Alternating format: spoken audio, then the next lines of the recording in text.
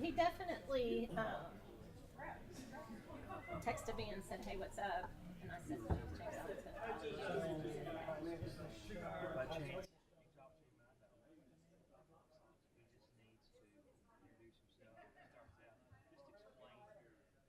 Business is, the type of work that he does. And I really want somebody who can explain what 3Q is.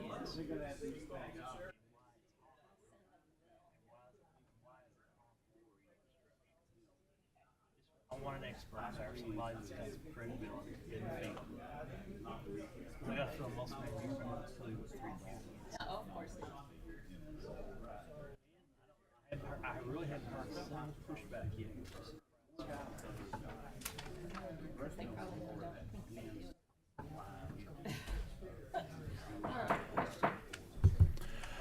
Clock says it's 1 o'clock, so let's begin this meeting of the Public Pension Oversight Board. I believe we do have a quorum. Madam Clerk, would you please call the roll? Senator Berg, Senator Carroll, Senator McDaniel, Senator Mills, I'm here. Senator Neal, Senator Nemus, Present.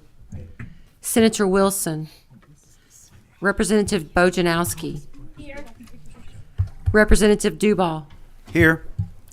Representative Fleming, Representative Graham, Present. Representative Petrie, Here. Representative Pratt, Representative Tipton, Here. Allison Ball, Here. John Hicks, Victor Maddox, Sharon Mattingly, Representative Hale, Here. Senator Higdon, Here. Representative Johnson. Here. And we do have a quorum. We are duly constituted to conduct business. We will start that business briefly, but before we do, a couple of points. One, does anyone have any guests that they would like to introduce today? Seeing no one, I would like to introduce a new board member. That's Representative Robert Duval. Representative Duval, welcome to the team. I have 2 words of advice for you. Take copious notes and ask all the questions you can possibly think of, but not necessarily when we're doing the meeting. So welcome, Representative Duval. First order of business is approval of amendments. Do I have a motion? Have a motion and a second? All in favor of approval, say aye. Aye. All opposed? Minutes are approved. Next item of business on the agenda is House Bill 164. Representative Witten, if you'd like to come forward with anyone that you might have with you.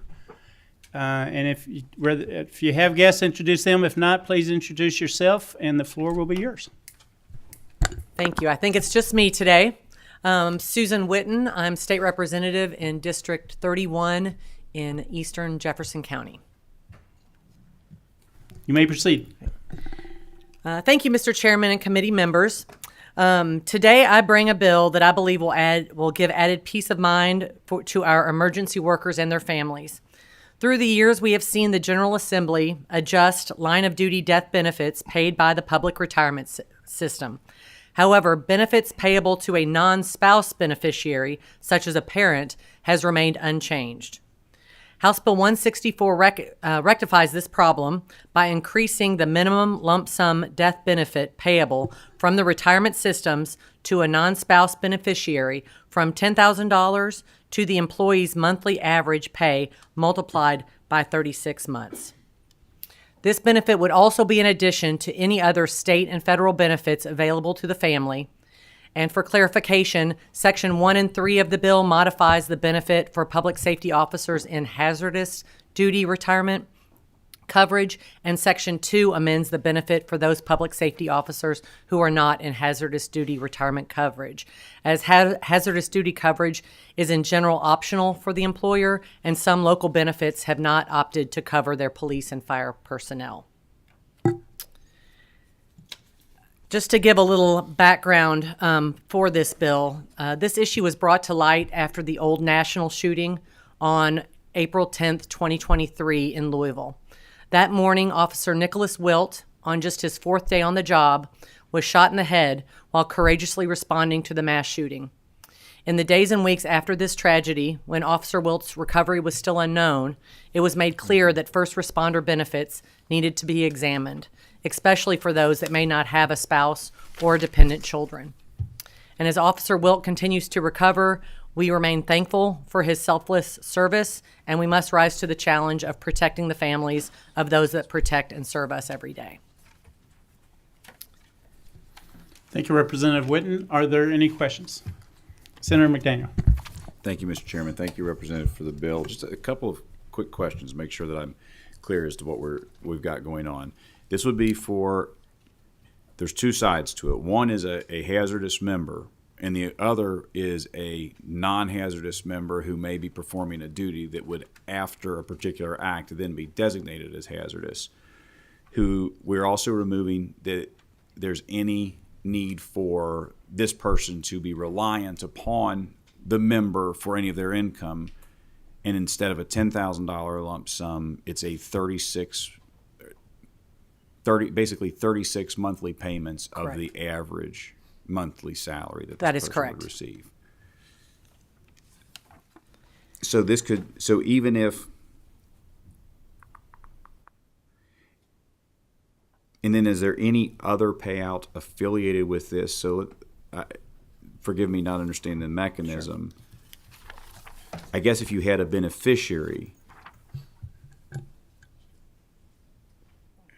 there would not be a spousal survivor benefit if there was a separate beneficiary elected. Is that accurate? Yes, in Kentucky, state paid benefits include lump sum state death benefit and retirement benefits. This was just a loophole where if you do not have a primary, a spouse or a dependent child, those were not addressed.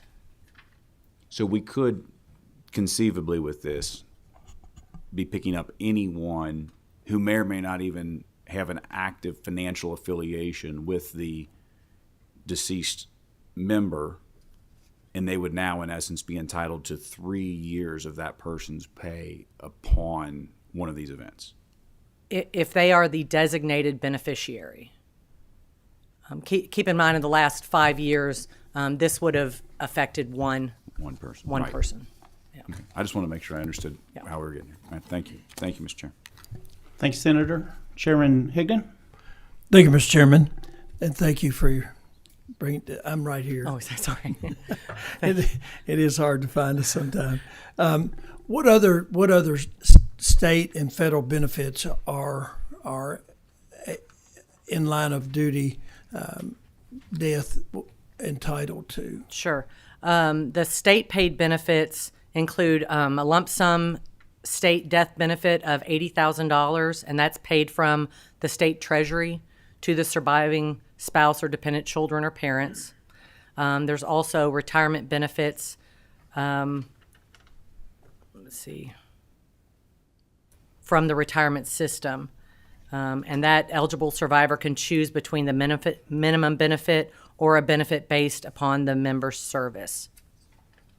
Okay, I think there's some federal benefits too. I'm not sure how much they are, but Yes, at a federal level, the Fed pays a public safety officer's benefit lump sum payment of roughly $437,000, as well as Social Security benefits, if applicable. One final question, Mr. Chairman. Yes, why are we doing all those others are lump sum dollars regardless of income and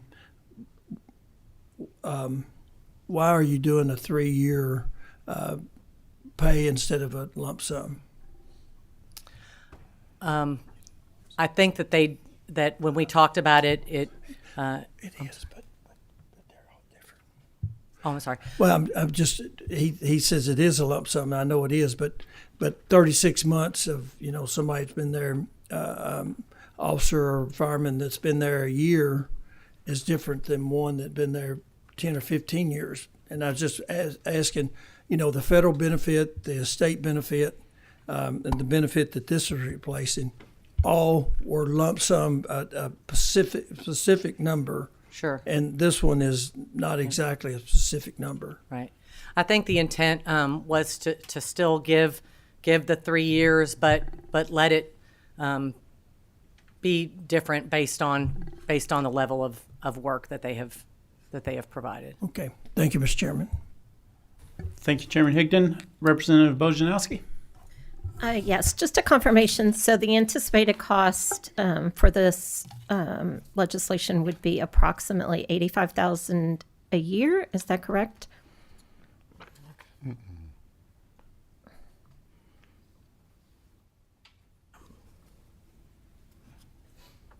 From the fiscal note. Yeah.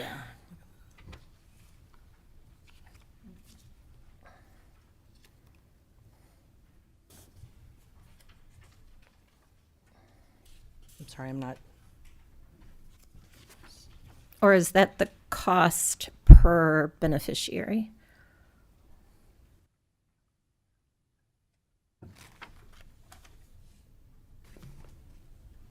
I'm sorry, I need to look at that. Yeah, I'm on the fiscal note, the last page of the actuarial analysis Okay. summary. And it states, we assume that one line of duty death per year, every other year, with non-spousal beneficiary and a monthly average pay for the member of $5,000, we expect there would be an $85,000 increase in annual benefits.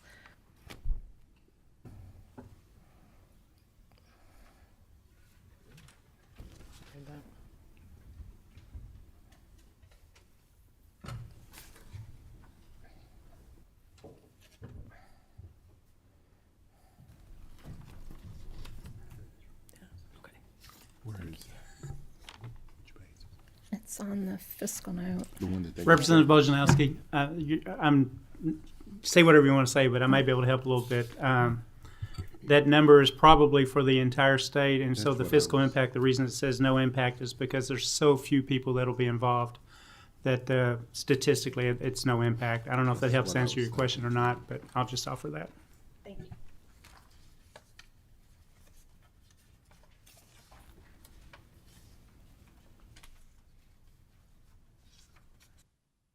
Did you need anything else from Representative Witten, or are we good? Okay.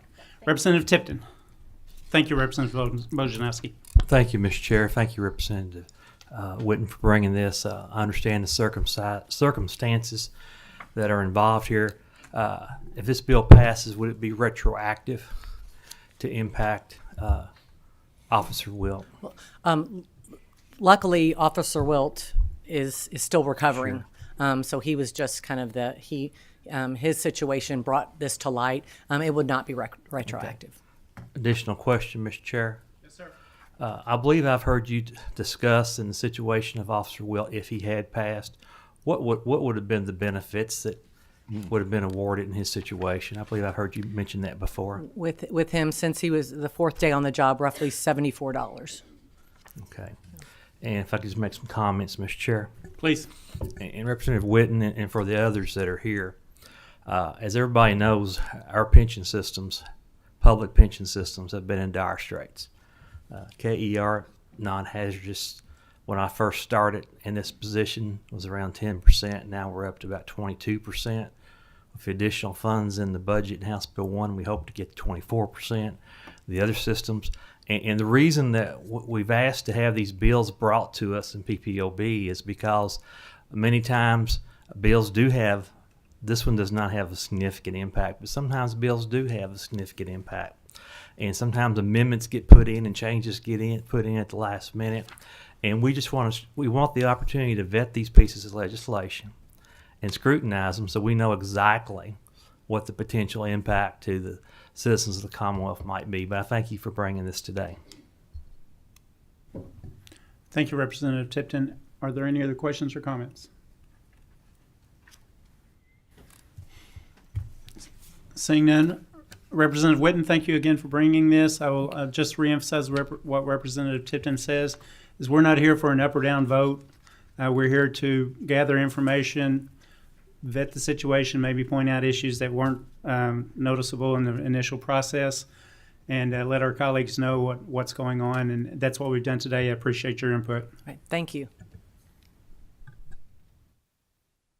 So we are going to go a little bit out of order. The next item that we're going to do is House Bill 661. Representative Blanton, sir, would you like to come forward?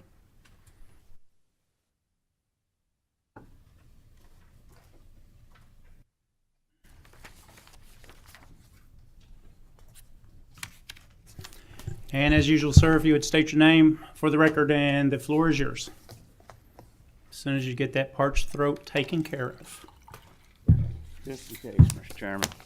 Thank you, Mr. Chairman, members of the committee. John Blanton, representative for the 92nd District. I come to you today with House Bill 661. Over the latter part of the interim, I met with LRC staff, with representative of our pension system, also several stakeholders. We began to address an issue dealing with pension spiking. Several years ago, legislation passed that said any pay increase above 10% was considered spiking. And as we've began to financially get back on our feet to some degree here in the Commonwealth, we've been able to give some cost of living raises to all of our state agencies, and some of them even more so in lump sums. As an example, the state police, a few years ago, we gave $15,000 pay increase. What they found was when they did go to retire, this pay increase, you fall into this category of pension spiking, and therefore you can't claim all your salary that you're making. So I've also ran into that with some engineers in the transportation cabinet and other state agencies as well. So we began meeting to try to take up this issue, and found that this was an issue that needed to be addressed, because the original intention of pension spiking was to keep one individual from getting a large increase right at the end of their career purposefully just to spike their pensions. But when we as a General Assembly are offering essentially across the board pay raises to everybody, then that shouldn't be considered pension spiking for those individuals receiving that pay raise. We also ran in and talking to the stakeholders that there is an issue dealing with mandatory overtime. We started talking about ways to do that. We talked about raising the cap on the 10%, what the actuaries would be acceptable to. And there were several of those things talked about. We never did get to a total agreement. So what my bill simply does right now is there was a court ruling after a civil litigation that ruled and essentially said, no, this is not pension spiking and cannot be handled as pension spiking. So 661 in its current state simply codifies the court's language for our pension system, so that they have language in place saying that it doesn't, this is not considered pension spiking. Now, I will say in my drafting of this bill, I do not think the language covers CERS, and I do think we need to include them in this language as well. And I'd also like to continue the conversation about some of these other issues like mandatory overtime and things that we've seen as well. As a matter of fact, we've had some people who have retired and been charged with pension spiking who under the court ruling should not have been, and I think that needs to be corrected, because these employees did nothing wrong. So that's what my bill does in its current form, and that's what I'm trying to accomplish. I'd be welcome to entertain any questions, Mr. Chairman. Thank you, Representative Blanton. Any questions or comments? Representative Tipton? Thank you, Representative Blanton. I appreciate your comments about CERS. When we put additional money in the budget in 22, I had some contacted by some classified employees in the school system. Their position was important to the district. They had surveyed the surrounding districts and actually gave 2 or 3 employees a 20% raise in pay, because that is what they needed to pay them to keep them in that position. So I would look forward to discussing with you how we could include the employees in the CERS. Now, this is based, as I understand, based on a high 3 or high 5. So if somebody, and whether they're high 3 or high 5, if they continue to work for an additional 3 years or an additional 5 years, the current situation would not impact them. It's only going to impact people who choose to retire, say for the state police within the 3 years, or maybe somebody in non-hazardous in that 5 years. Those are the individuals who would be impacted, correct? That is correct. Thank you, Mr. Chair. Thank you, Representative Tipton. Representative Graham, please. Representative Tipton, I want to thank you for bringing this to us. We've been discussing this for quite a bit, and I like the bill. I hope that maybe there's a few things that maybe we could suggest, but in terms of the mechanism of the bill, I appreciate you bringing this forward and educating us not only on PPOB, but in terms of the members of the General Assembly.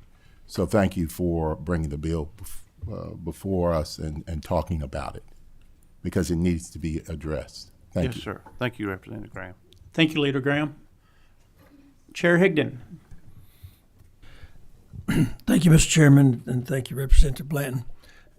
Back, I guess, when we did our bill back in Senate Bill 2 back in 2013, we had a lot of exemptions, and I think this does away with the last one that we put in there at the time to, and we had issues with spiking at the time. So and I think the only one that we talked about that never got put into statute was the one that we were calling 36 months, 25 months on the last on hazardous duty. So I guess in the fiscal note, what does the fiscal note say on this? The fiscal note has not been returned to me, and I would point out, Senator Higdon, you brought something to my memory there when you talked about exemptions.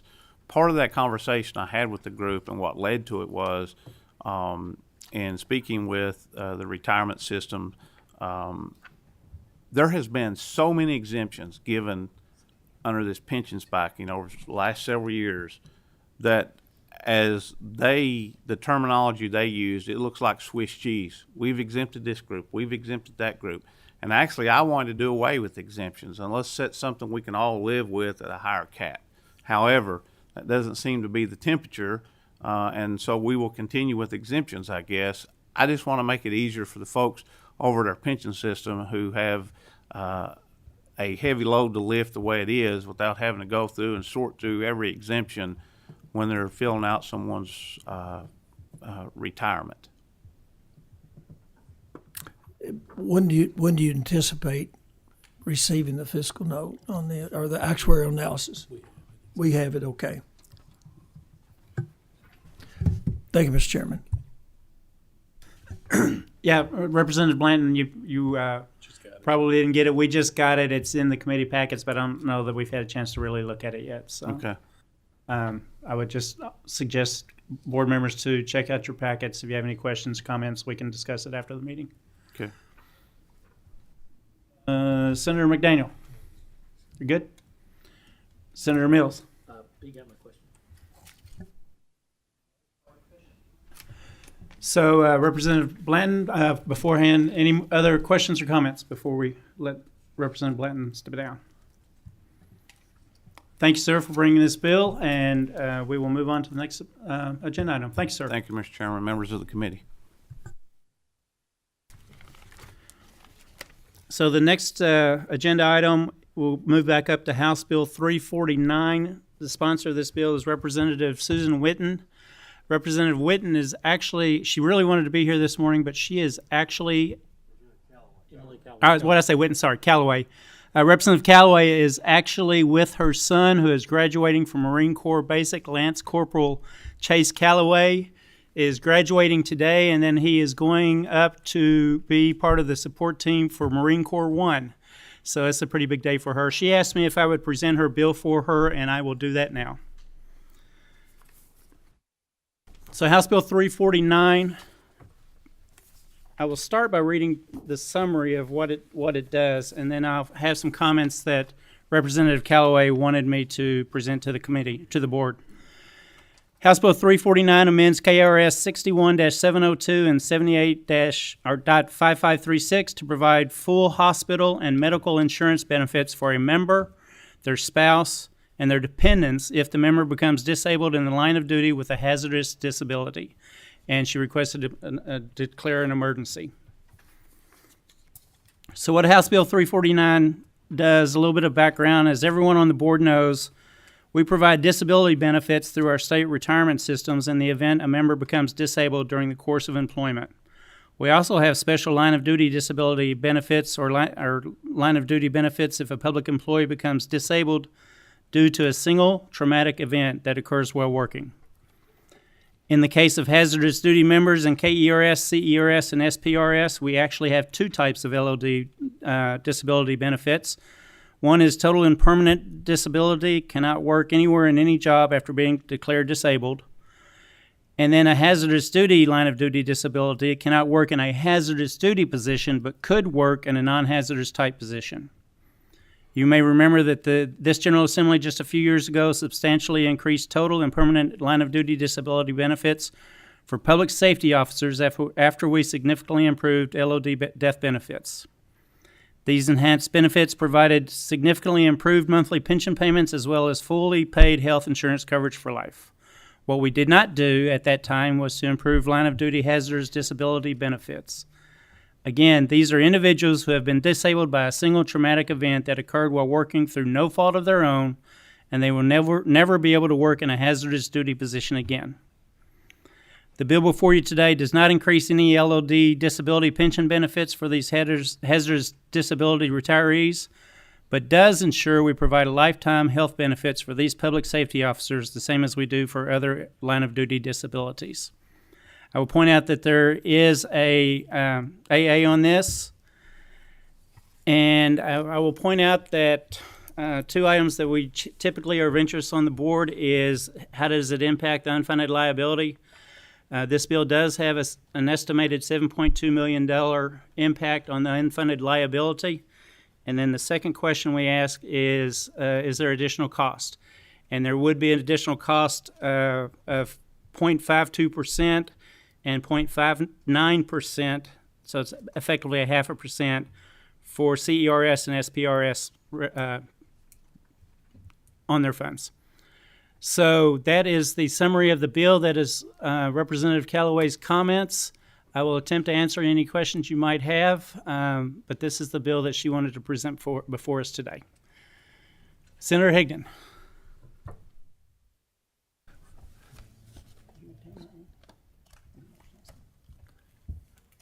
Did you have something? I'm sorry. Did you have something? You caught me off guard. Okay, sorry. I'll come back to you. My apologies. Senator McDaniel. Thank you, Mr. Chairman. And this goes more to the actuarial analysis than necessarily anything else. If you look at that second page under the CERS hazardous unfunded liability column, you noted a $7 million. And I don't know if these numbers are aggregated or independent of one another. But the baseline year 1 is 7, and then 5 years shows 10, 42 shows 10, and then at 20 we get to 6. Do those numbers need to be added together throughout, or how does that work? Yeah, I get your question. I think it'll help if you go to the letter from GRS to David Eager. It's a little bit later in the analysis, and in that section that close to the bottom, it shows CERS, KERS, and SPRS increases in the unfunded liability. Right. If you add those three numbers up, that's where I came up with approximately $7.2 billion or million. Right, which looks like the baseline number here, but I don't know if this is when we get to 0 at 30, and then like I say, the 6. I probably just ought to talk to GRS or KPPA about how they write these things, so I understand. That probably would be best to save a long conversation here that I'm not sure would get to the end of. Thank you, sir. Representative Bojanowski. So can you help me understand? I understand how we would have the cost, $3.596 million, but how does that in turn impact the unfunded liability? just a general understanding about how this all works is pretty much my question. I will try to answer that, but if I look out to the audience and look for some assistance, I'm hoping that either Aaron or Bryanna will volunteer to come up. I believe what that is it's the impact on the unfunded liability if we make no additional changes to cost other than what is already shown here. And Representative Tipton is going to save me here right now. Thank you, sir. So, Mr. Chairman, I had a question, a comment, but I'll work on this too. This is a benefit increase, so there's a cost associated to it. Sure. It would increase the unfunded liability, but in order to keep it from increasing the unfunded liability, there would have to be an additional employer contribution. And if you look at on the CERS hazardous, it would require an increase in the contribution rate of 0.52%. And our state police, it would require an increase in the contribution rate of 0.59%. So part of that increase, a very small part of that increase is to the state, $849,000. The bulk of that is to our cities, our counties, and our school boards and their classified employees in that CERS system. Now, I know CERS recently changed their assumption rate, which has resulted in a decrease in their contribution rate of under 20% upcoming. So this might get them just a hair over 20%, but it would be those cities, counties, and school boards who would be paying the cost for this increased benefit. So just to see if I understand, if I may. So if the municipalities do pay their portion, then it would not end up increasing the unfunded liability, correct? That is correct. If they pay, based actuarially, if they pay the amount. Now, if the amount's not paid, it's going to increase the unfunded liability. I understand. You either got to do one or the other. Thank you. Thank you, Representative Bojanowski. And Senator Higgin, coming back to you, sir. Thank you, Mr. Chairman. And reading the actuarial analysis, it looks like that we go back to 2000. Anybody that's any spouse or dependent of anyone who was receiving these benefits back to 2003 would now be eligible. Is that correct? That is my understanding. Okay. So that's probably why the unfunded liability, why if we were going forward, it would start out fairly small. But since we're picking up those, if we're going back to 2003, which is I can tell you how long ago I just started serving in 2003, so it goes back a few years. So I would add also that we're adding in the dependents, spouses as well, so that's going to add to the cost just a little bit as well. Okay. Thank you, Mr. Chairman. Any other questions or comments? Seeing none, thank you for your time discussing this bill. If you do have any additional questions, I would certainly suggest you talk with the bill sponsor, Representative Callaway. And again, I congratulate her son on graduating from Marine Corps Basic. I would have never made it through that class, so congratulations to him. One final item on the agenda today is a presentation by Bryanna Carroll, the Director of Public Affairs for KLC. If y'all would like to come forward, and as you're doing so, I will just make a general comment that it should be apparent that there are a lot of different moving parts, a lot of different issues that we are addressing this session concerning pensions, healthcare benefits, and many other things, pension spiking. There are a lot of bills out there, and I think what we're going to hear now is a presentation that may bring a lot of those issues together. See if we can't figure out how to handle this without trying to piecemeal it for the rest of the session. So at this point, I will turn it over to Bryanna Carroll. Please introduce yourself and your guests with you, and the floor is yours. Bryanna Carroll, Director of Public Affairs with the Kentucky League of Cities. Ryan Straw, Vice President, Kentucky State FOP and Governmental Affairs Director. Joe Bear, President, Kentucky Professional Firefighters. Please proceed. As Chairman Johnson stated, there are a significant amount of bills that we have seen either discussed or filed this session, and so the concern from our board has been to really take a holistic look at those bills. We've had conversations with the sponsors, Representative Callaway and others, about our concerns about the impact, not just on that one bill, but all of the bills. And so Representative Bojanowski did comment about if CERS paid their contribution, unlike the state, unless the state did want to suspend our statute, we do have to always make our contribution. So that's a little bit different. And that is why CERS has always been better funded than KERS or the other system, SPRS. So in looking at that, we wanted to take into consideration the fact that CERS is only still 56% funded, but with the changes that you all made in 2013, we are on an upward trajectory, and we still continue to thank you for that. We, with separation, CERS separation, we also are doing much better. Our board has the autonomy to be able to make independent decisions, administrative decisions, and we appreciate that as well. We have listened to our employees and employers on what the employee retention and recruitment issues are out there. And so we are looking at, obviously, where that pension side is. However, on the health insurance side, that system is much better funded. And so that is something that I think is able to absorb more, some changes. And I know from our employee perspective, they are talking about the fact that if you retire after 27 years, you'll only receive about $270 because it's approximately $10 for each year of service. And so after a career eligible or retirement eligibility date, that's about $27 or $270. Likewise, your hazardous duty is about $20 per year of service. So we want to do something on that side while protecting our pension side. So that is what we're working on right now. And we have been working with the actuary and KPPA in trying to make sure that we are structuring a bill draft with our sponsor that is going to keep the system in a place where it has some levers that are keeping it above percentages that are healthy. And also there's a provision in there from Senate Bill 209 that there was intent in there to be able to have portability for the full value of a subsidy.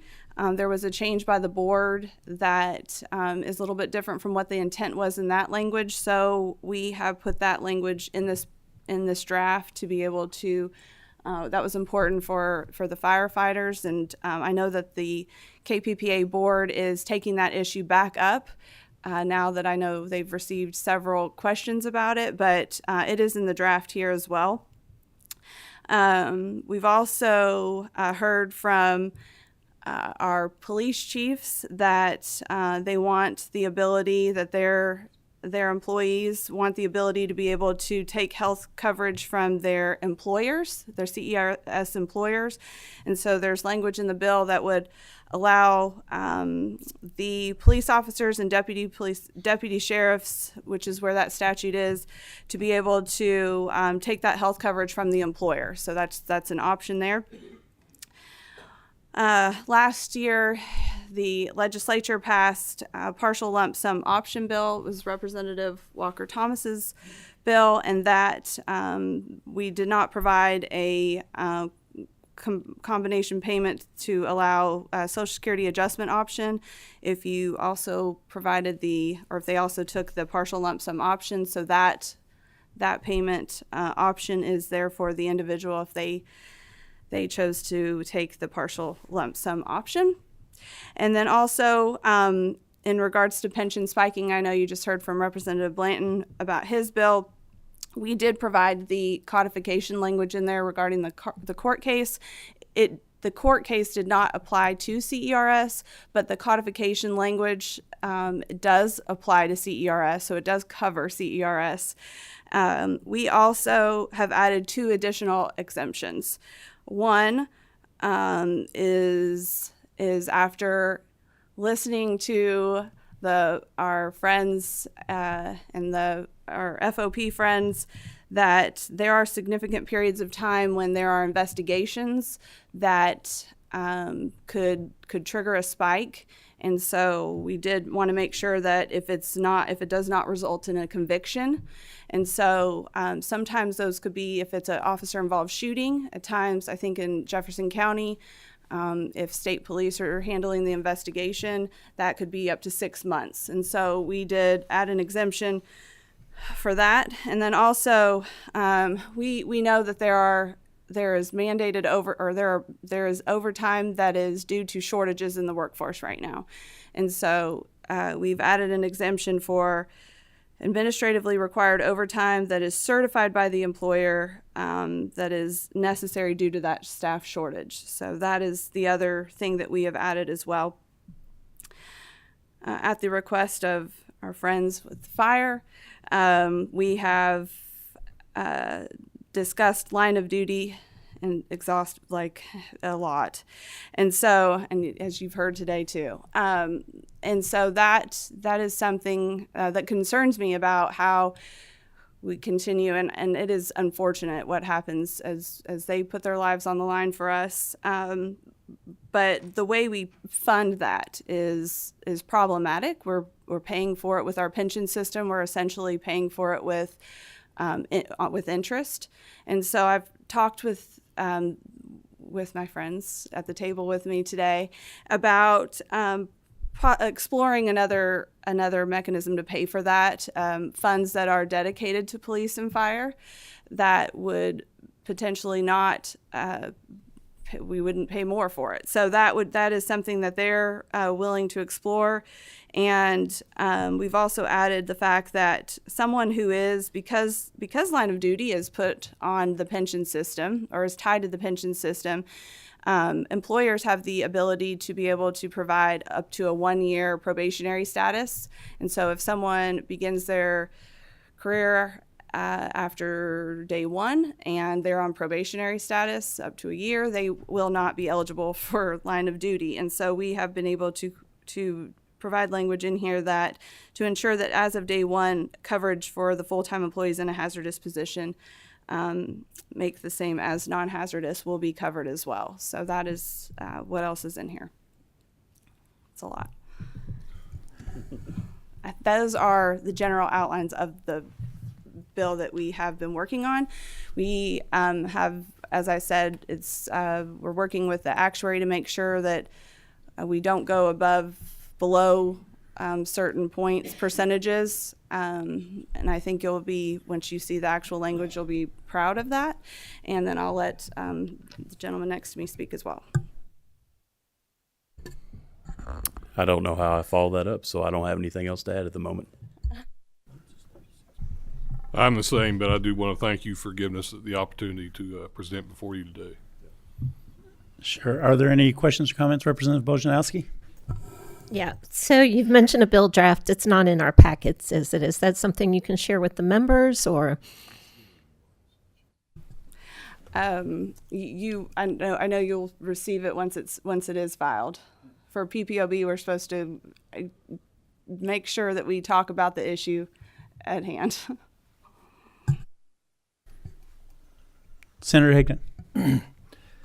Thank you, Mr. Chairman. Bryanna, as we talk about this and I guess some different things as far as the exemptions go, we've just about done away with most of them. So I guess the one that I talked about earlier, the high 5, the 36 months, I'm sure you have that in there where 36 months equals 36 months. For is that spiking? That's high 5. Yeah, that's a spiking rule. I don't That's think we not. changed It's that. a non-rule. I have not touched that language, but I can look Okay. at that. Okay, thank you. Anyone else? I do have one question myself. You mentioned that the pension systems are paying for LODs with interest. Could you explain what that means? A little more detail. If the pension system is funding it rather than it being paid with cash, right? Anytime you're paying something and it's with you're riding the waves of the assumptions. We're having to bet that we're going to make the assumption payments or make the assumptions. Then that's risk. We're putting it with risk. So I do think there are different ways to fund it. All right, thank you. I appreciate that. Representative Tipton? Thank you, Mr. Chairman. Appreciate the presentation. Ms. Carroll, I promise you I'm not going to ask you about constables today. If you look at our KRS statutes on pensions, they are a jumbled mess. They've been tweaked, they've been adjusted. Someday, when somebody's got time, we really need to go through those statutes and clean them up and align them on so many efforts. That'd be a big project, wouldn't it? But I understand what you're trying to do here. Now you mentioned looking at other sources of funds. Would you be talking about cleft fund? Yeah, it's what they would be willing to do. Okay, I just wanted trying to imagine where other sources of funds might come from. So I guess when the bill's filed, we'll find out. It's what they would be willing to do, and if it would provide a savings to the pension system. Okay, thank you. Mm-hmm. Any other questions or comments? Seeing none, I'll just summarize or wrap it up by saying thank you to all of you. We've been having these conversations. You guys have been having these conversations for months now.